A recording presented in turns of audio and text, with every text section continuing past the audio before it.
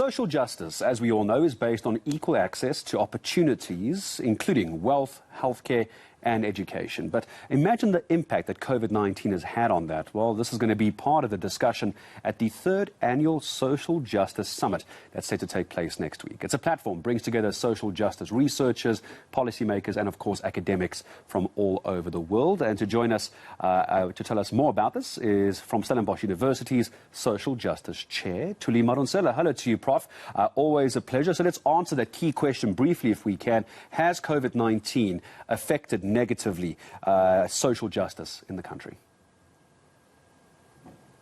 Good morning, Gareth, and good morning to the viewers and colleagues.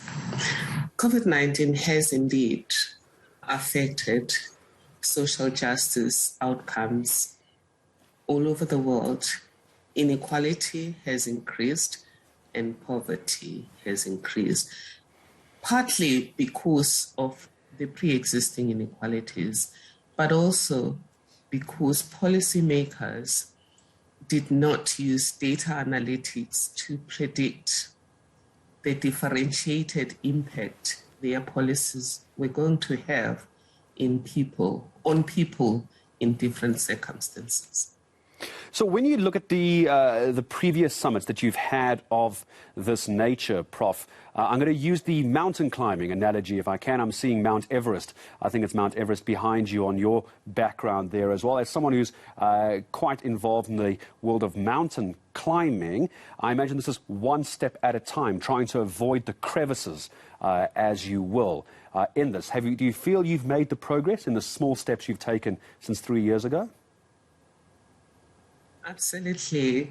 Gareth, we have made tremendous progress. Just the fact that there's more people that accept in South Africa and globally the fact that we cannot have peace, we cannot have sustainable development without social justice.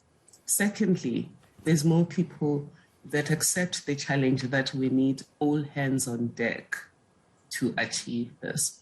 And specifically within our quest here at Stellenbosch University, there's more partners that have joined us.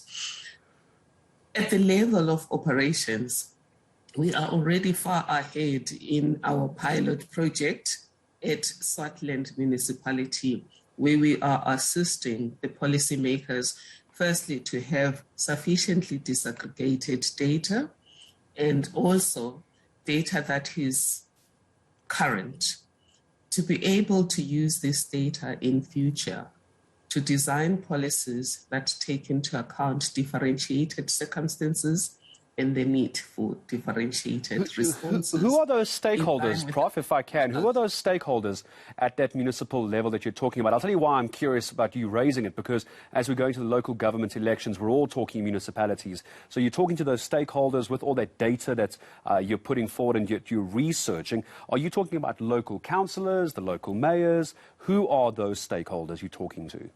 Well, at Swartland, the stakeholders is everyone. We have the full support of the council. We have the full support of SALGA. So we have a partnership agreement with SALGA, a partnership agreement with the Swartland Municipal Council, including the mayor. And we also have a partnership with the people who are providing us with the data. I just want to also correct the fact that the mountain that you mentioned is not Everest or Kilimanjaro. It's our own beautiful mountain here. Oh, I apologize. In Stellenbosch. I apologize. Thank you for the correction, Prof. Very, very quickly, if I can, Prof, as we head up to these local elections as well, I would like to get your thoughts about one other big issue, just to get your opinion on this. Court judge, who's the Chief Justice for you? Who would you vote? I can ask you this now, but you're not the public protector anymore.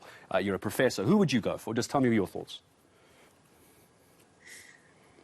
Gareth, I am a member of the panel to select the Chief Justice, and therefore I do not have a view.